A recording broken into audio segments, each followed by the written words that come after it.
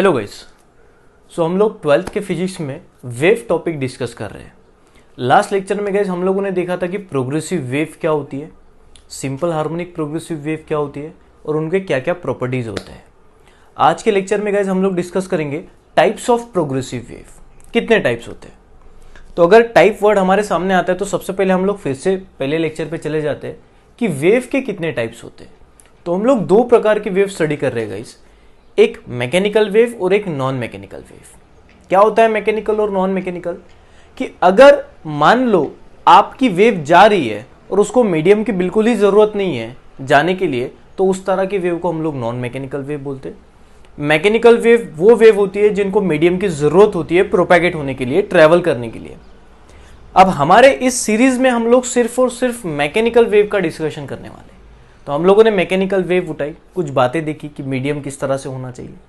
दूसरे लेक्चर में हम लोगों ने प्रोग्रेसिव वेव देखी, उनके प्रॉपर्टीज देखी, और आज हम लोग देखने वाले टाइप्स ऑफ प्रोग्रेसिव वेव। हालांकि आप लोगों ने नाम ये सुने होंगे पहले लेक्चर में कि हम लोग दो प्रकार के प्रोग्रेसिव वेव देखते हैं, ट्रांसवर्स वेव और लॉन्जिट्यूडनल वेव। ये दो प्रकार होते हैं इस प्रोग्रेसिव वेव के। प्रोग्रेसिव वेव क्या होती है ये हम लोगों ने देखा कि अगर कोई वेव कंटिन्यूसली चलती चली जा रही है और मीडियम के पार्टिकल कंटिन्यूसली वाइब्रेट हो रहे हैं, तो उस तरह की वेव को हम लोग बोलेंगे प्रोग्रेसिव वेव। क्यों हमें प्रोग्रेसिव वेव स्टडी करना है? क्योंकि अगर वेव रुक जाएंगी तो हमारी स्टडी भी रुक जाएंगी। इसलिए वेव चलती रहना चाहिए ताकि हमारी स्टडी चलती रहे। ओके, हमें टाइम मिल सके उस वेव को स्टडी करने के लिए, इसलिए हम लोग प्रोग्रेसिव वेव देख रहे हैं। अब ये दो प्रकार ट्रांसवर्स और लॉन्जिट्यूडनल, क्या हम लोगों ने डेफिनेशन भी देख ली है। ट्रांसवर्स वेव क्या होती है, सबसे पहले वेव जनरेट कैसी होती है ये देख लेंगे। हम लोगों ने ये देखा कि मीडियम में जो पार्टिकल होते हैं उनको आप डिस्टर्ब करिए, तो एक पार्टिकल खुद तो डिस्टर्ब होगा, वो डिस्टर्बेंस आगे भेजेगा, वो वाला डिस्टर्बेंस आगे भेजेगा। तो इस तरह से हम लोगों ने देखा कि डिस्टर्बेंस आगे जा रहा है, उसी को हम लोगों ने वेव बोल दिया। बट एक चीज हम लोगों ने नोटिस की कि डिस्टर्बेंस तो आगे जा रहा है बट मीडियम के पार्टिकल जगह पे ही है, मीडियम के पार्टिकल मैटर ट्रांसफर नहीं हो रहा है। अभी ये जो मीडियम के पार्टिकल का वाइब्रेशन है, बेसिकली हम लोगों ने देखा ये वाइब्रेट कर रहे हैं, हम लोगों ने वर्ड इस्तेमाल किया था ऑसिलेशन। तो ये जो मीडियम के पार्टिकल वाइब्रेट हो रहे, इनका डायरेक्शन और वेव के जाने का डायरेक्शन, इसके बेसिस पे हम लोगों ने वेव के दो कैटेगरी बनाए। अगर मान लो आपके पार्टिकल के वाइब्रेशन का डायरेक्शन और वेव के जाने का डायरेक्शन में अगर एंगल 90 बन रहा है तो उस वेव को हम लोग ट्रांसवर्स वेव बोल देंगे। अगर आपके पार्टिकल के वाइब्रेशन का डायरेक्शन और वेव का डायरेक्शन में अगर एंगल 0 होता है, मतलब पैरेलल होते हैं, तो उनको हम लोगों ने बोल दिया लॉन्जिट्यूडनल वेव। तो मैं एक्चुअली गाइज आपको एक छोटा एनिमेशन दिखा के क्लियर कर देना चाहता हूं कि ट्रांसवर्स वेव और लॉन्जिट्यूडनल वेव किस तरह से होती है।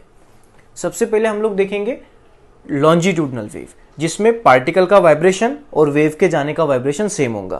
गाइज ये कुछ वीडियो देख लीजिए आप। अगर आप देखोगे तो देखिए इसमें आपको कोई तो भी जाते हुआ दिख रहा है, ठीक है, कोई तो भी जा रहा है। तो बेसिकली जा तो कोई नहीं रहा, ये डिस्टर्बेंस जा रहा है, इसको हम लोगों ने बोल दिया लॉन्जिट्यूडनल वेव। अब ये देखिए ट्रांसवर्स वेव, जिसको हम लोग पार्टिकल को इस तरह से वाइब्रेट किया, फिर भी कोई तो भी जा रहा है। अब अगर सवाल पूछा कौन जा रहा है, तो स्प्रिंग तो जा नहीं रहा, बट जा कौन रहा है? डिस्टर्बेंस जा रहा है। तो लॉन्जिट्यूडनल वेव और ट्रांसवर्स वेव में ये दो बेसिक डिफरेंस होते हैं। तो चलिए आइए हम लोग अभी ट्रांसवर्स वेव को ग्राफिकली रिप्रेजेंट करते हैं और लॉन्जिट्यूडनल वेव को भी ग्राफिकली रिप्रेजेंट करते हैं। तो गाइस ट्रांसवर्स वेव को हम लोग इस तरह से रिप्रेजेंट करते हैं, ये वाले ग्राफ से, और लॉन्जिट्यूडनल वेव को हम लोग ये वाले ग्राफ से रिप्रेजेंट करते हैं। अभी इस ग्राफ के ऊपर से हम लोग 7-8 पॉइंट जनरेट कर देंगे, वो हो जाएंगे प्रॉपर्टीज ऑफ ट्रांसवर्स वेव। चलिए आइए डिस्कस करते हैं हम प्रॉपर्टीज। सबसे पहले हम लोग ट्रांसवर्स वेव डिस्कस कर लेते हैं पूरी तरह से, ठीक है। तो आइए, अभी ट्रांसवर्स वेव में क्या हो रहा है, आपका जो मीडियम का पार्टिकल है वो इस दिशा में वाइब्रेट हो रहा है, बट आपका जो वेव है वो इस दिशा में जा रहा है। तो दोनों में एंगल कितने का बन रहा है? 90 का। उसी वेव को हम लोग बोलते हैं ट्रांसवर्स वेव। तो ये तो हो गई डेफिनेशन। तो ये डेफिनेशन हो गई guys. In this wave direction of vibration of particle of medium is perpendicular to the direction of progression of wave. ये तो हम लोगों ने पहले लेक्चर में भी डिस्कस कर लिया। सेकेंड पॉइंट बड़ा काम का है, देख लीजिए क्या है। अब गाइस इस वेव की वजह से आपका जो मीडियम है ना, ये दो हिस्सों में बट गया, दो हिस्सों में डिवाइड हो गया। देखो अगर आप देखोगे तो यहां से लेके यहां तक ऊपर वाला पोर्शन और यहां से लेके यहां तक नीचे वाला पोर्शन, तो इसीलिए हम लोग बोलते हैं कि मीडियम दो हिस्सों में डिवाइड हो गया, कुछ ऊपर वाला पार्ट कुछ नीचे वाला पार्ट। तो इसको हम लोग कुछ अभी नाम दे देते हैं, नॉमेनक्लेचर दे देते हैं। तो गाइज किसी भी ट्रांसवर्स वेव में हर ट्रांसवर्स वेव इसी तरह दिखेंगी। तो ट्रांसवर्स वेव में जो ऊपर वाला पार्ट होता है गाइज, इसको हम लोग नाम दे देंगे क्रेस्ट, और जो नीचे वाला पार्ट है गाइज उसको नाम हम लोग दे देंगे ट्रफ। तो ट्रांसवर्स वेव में बेसिकली आपका मीडियम दो हिस्सों में बढ़ जाता है, क्रस्ट और टफ में।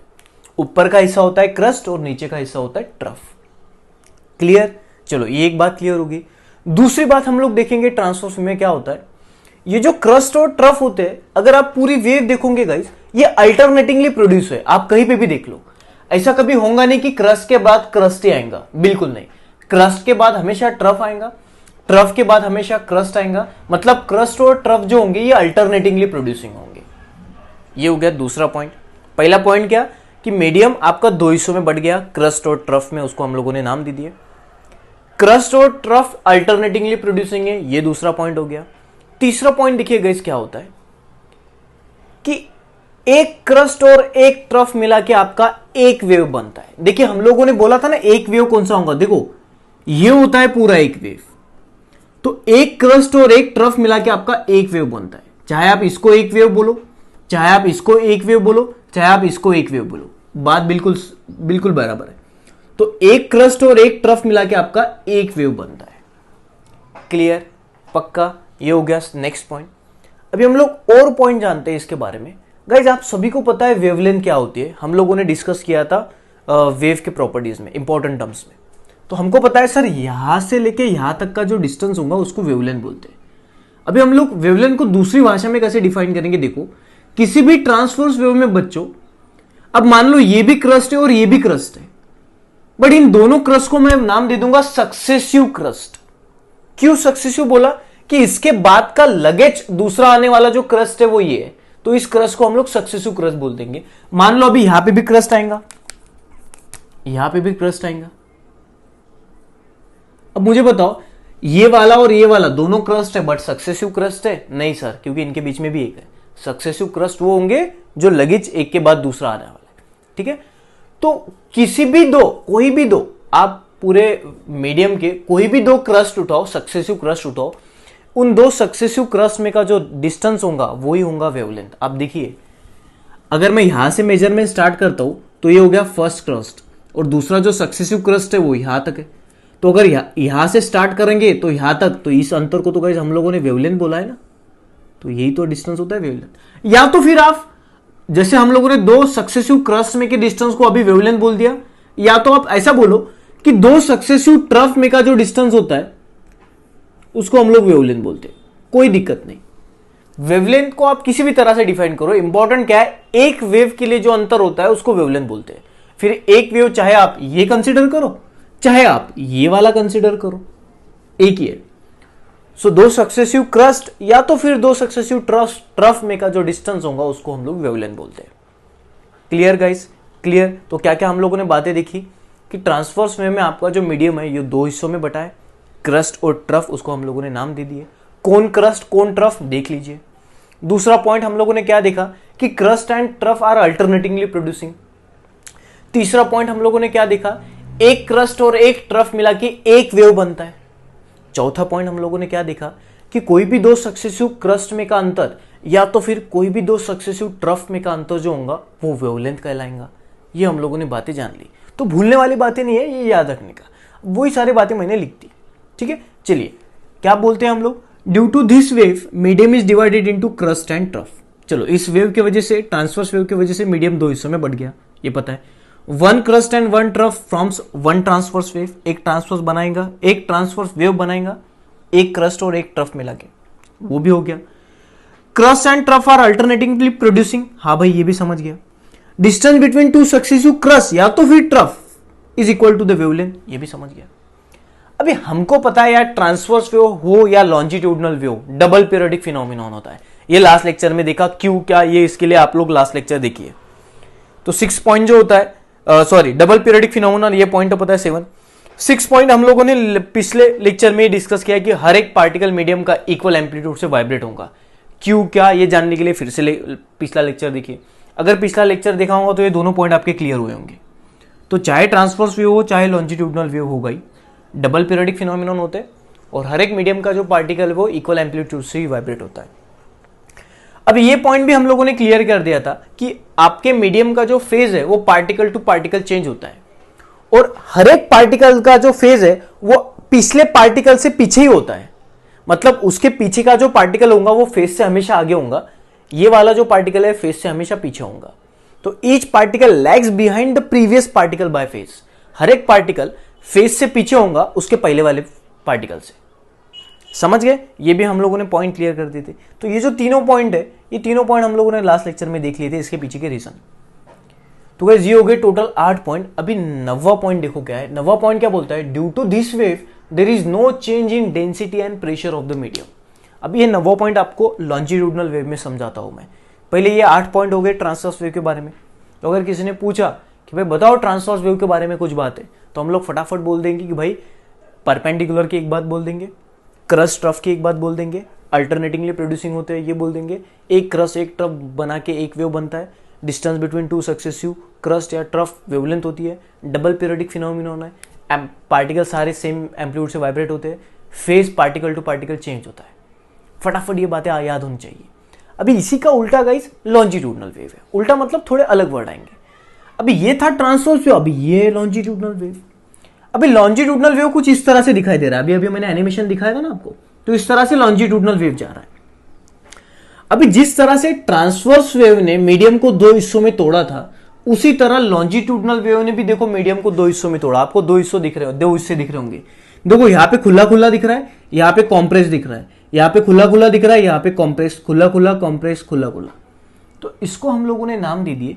जो आपको खुला खुला पार्ट दिख रहा है उसको हम लोगों ने बोल दिया रेयरफेक्शन, और जो कॉम्प्रेस हुआ पार्ट है उसको हम लोगों ने बोल दिया कॉम्प्रेशन। तो जिस तरह से ये दो नाम थे क्रस्ट और ट्रफ, उसी तरह लॉन्जिट्यूडनल वेव में आपका जो मीडियम है वो 2 हिस्सों में बढ़ जाता है, कॉम्प्रेशन और रेयरफेक्शन। कॉम्प्रेशन कौन सा? जो दबा हुआ है, कॉम्प्रेशन का मतलब कॉम्प्रेस, और जो खुला खुला है वो rarefaction. Compression rarefaction, compression rarefaction. ठीक है। अब पहला पॉइंट तो डेफिनेशन है। डेफिनेशन बड़ी आसान कि ऐसी वेव जिस वेव में direction of vibration of particle of medium is parallel to the direction of progression of wave is called as longitudinal wave. Longitudinal wave 2 हिस्सों में बटा। लॉन्जिट्यूडनल वेव के कारण मीडियम 2 हिस्सों में बटा, कॉम्प्रेशन एंड रेयरफेक्शन। ठीक, बस इसकी मदद ले लेके हम लोग पॉइंट बनाएंगे। यहां पे बोल दिया था क्रस्ट एंड ट्रफ, यहां पे बोल देंगे कॉम्प्रेशन एंड रेयरफेक्शन। यहां पे बोल दिया था 1 crust and 1 trough forms 1 transverse wave, यहां हम लोग बोलेंगे एक कॉम्प्रेशन और एक रेयरफेक्शन बना के एक लॉन्जिट्यूडनल वेव बन जाएगा। बट आप बात देख लो गाइस, आपको कैसा यहां पे एक वेव का फीलिंग आता है, यहां पे एक वेव का फीलिंग आता नहीं। इसलिए मैंने याद है आपको पहले लेक्चर में क्या बोला कि वेव चाहे लॉन्जिट्यूडनल हो चाहे ट्रांसवर्स वेव, उसके बारे में अगर स्टडी करना है हमको तो हम लोग ग्राफ यही निकालेंगे, क्योंकि ये ग्राफ में हमको फीलिंग आती है, अंडरस्टैंडिंग क्लियर होती है। अगर आप लॉन्जिट्यूडनल वेव को स्टडी करने जाओगे फिर भी ग्राफ हम लोग स्टडी करने के लिए यही निकालेंगे। क्यों? क्योंकि देखो गाइस लॉन्जिट्यूडनल वेव का ये जो ग्राफ है इससे हम लोग ज्यादा कुछ निकाल नहीं सकते। ठीक है, क्योंकि देखो ना गाइस फीलिंग नहीं आती इतनी, बट फिर भी हमको प्रॉपर्टी लिखना है आज के दिन, तो हम लोग प्रॉपर्टी क्लियर कर रहे हैं। तो एक कॉम्प्रेशन और एक रेयरफेक्शन मिला के आपका बनता है एक लॉन्जिट्यूडनल वेव। क्लियर? चलो ये बात clear. 1 compression and 1 rarefaction forms 1 longitudinal wave. उसके बाद में कॉम्प्रेशन एंड रेयरफेक्शन अल्टरनेटिंगली प्रोड्यूसिंग है। देखो ऐसा कभी होगा नहीं कॉम्प्रेशन के बाद कॉम्प्रेशन आएगा, बिल्कुल ही नहीं। कॉम्प्रेशन के बाद रेयरफेक्शन, रेयर के बाद कॉम्प्रेशन, कॉम्प्रेशन के बाद रेयरफेक्शन, अल्टरनेटिंगली प्रोड्यूसिंग है। ठीक, उसके बाद कोई भी 2 सक्सेसिव रेयरफेक्शन लो या तो कोई भी 2 सक्सेसिव कॉम्प्रेशन लो, उनके बीच में का जो अंतर होगा उसको हम लोग वेवलेंथ बोल देंगे। ठीक है, so compression and rarefaction are alternatingly producing distance between 2 successive compression या तो फिर रेयरफेक्शन इक्वल टू वेवलेंथ, बिल्कुल इसके बराबर। ठीक है, each particle vibrate with same amplitude, double periodic phenomenon है, phase changes from particle to particle. अभी ये जो 9th वाला पॉइंट है, due to this wave pressure and density of medium changes, और यहाँ पे जो 9th पॉइंट है इसको हम लोग देखते हैं। अभी होता क्या है गाइस डेंसिटी? डेंसिटी मतलब क्राउड, डेंसनेस।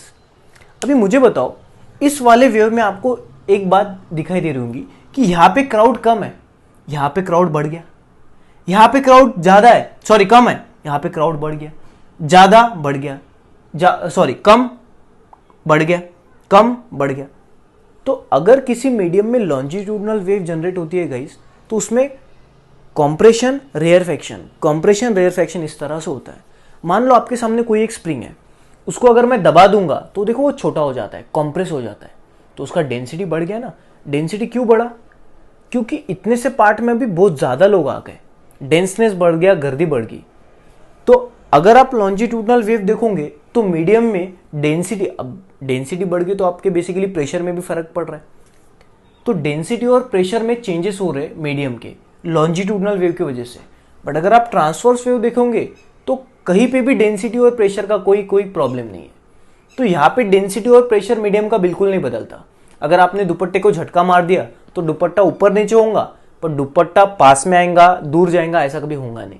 बट स्प्रिंग में अगर आप लॉन्जिट्यूडनल वेव जनरेट कर दोगे तो कहीं कहीं स्प्रिंग में आपको पास आने वाले पार्ट दिखेंगे, कहीं कहीं दूर जाने वाले पार्ट, कहीं कहीं पास, कहीं कहीं दूर। तो स्प्रिंग में तो डेंसिटी और प्रेशर बदल रहा है ना, क्यों? क्योंकि लॉन्जिट्यूडनल वेव है। बट अगर आप ट्रांसवर्स वेव जनरेट करते हो तो प्रेशर और डेंसिटी का कोई प्रॉब्लम नहीं होता। बात समझ में आ रही है? तो इसीलिए हम लोगों ने बोल दिया कि ट्रांसवर्स वेव में मीडियम के प्रेशर और डेंसिटी में कोई बदलाव नहीं आता, बट लॉन्जिट्यूडनल वेव में प्रेशर और डेंसिटी में बदलाव आता है। In case of compression pressure और डेंसिटी ज्यादा होता है, in case of rarefaction pressure और डेंसिटी कम होता है। तो ये 9th वाला पॉइंट, ठीक है guys. Second, for this wave medium should possess elasticity. Medium में इलास्टिसिटी होना चाहिए, क्योंकि अगर मान लो आपका स्प्रिंग पास तो आ गया, अगर इलास्टिसिटी नहीं होगी, मतलब रिगेन करने की प्रॉपर्टी नहीं होंगी, तो वो वापस जाएगा ही नहीं। बात समझ में आ रही है? इसलिए अगर लॉन्जिट्यूडनल वेव आपको जनरेट करना है तो इलास्टिक प्रॉपर्टी होना चाहिए। और आखिरी बात, लॉन्जिट्यूडनल वेव आप सॉलिड में से भी पास कर सकते हो, लिक्विड में से भी पास कर सकते हो, और गैस में से भी पास करते हो लॉन्जिट्यूडनल वेव। ट्रांसवर्स वेव का वैसा नहीं है। ट्रांसवर्स वेव को आप गैस में से पास कर ही नहीं सकते, ठीक है गाइस। तो लॉन्जिट्यूडनल वेव के बारे में एक बात जान लो कि this wave can pass through solid, liquid and gases, तीनों मीडियम से पास कर सकते हो longitudinal wave. So these are all the properties of transverse wave and the longitudinal wave. Now guys we are getting little bit feeling about the wave, ठीक है। अभी आगे, इससे आगे अगर कोई भी वेव हो, चाहे लॉन्जिट्यूडनल चाहे ट्रांसवर्स, मैं एक ही ग्राफ निकालूंगा, वो कि ये, वो चाहे लॉन्जिट्यूडनल हो, मैं ग्राफ यही निकालूंगा। क्यों? क्योंकि इस ग्राफ से हमें इतना फीलिंग नहीं आता, तो इसको हम लोग इसके लैंग्वेज में पढ़ेंगे, ठीक है। तो ये सारी प्रॉपर्टीज आपको एग्जाम में पूछी जाती है गाइस, तो ये सारी प्रॉपर्टी लिख लीजिए आपके नोटबुक में। जब तक ऑफलाइन बैचेस स्टार्ट नहीं होती तब तक ये सारी बातें आप लिख लीजिए, क्योंकि मैं आपको नोट्स नहीं दे सकता, ठीक है। तो आई होप कि आपको प्रॉपर्टीज ऑफ ट्रांसवर्स वेव और लॉन्जिट्यूडनल वेव पूरी तरह से क्लियर हो गई होंगी। Okay guys, thank you so much.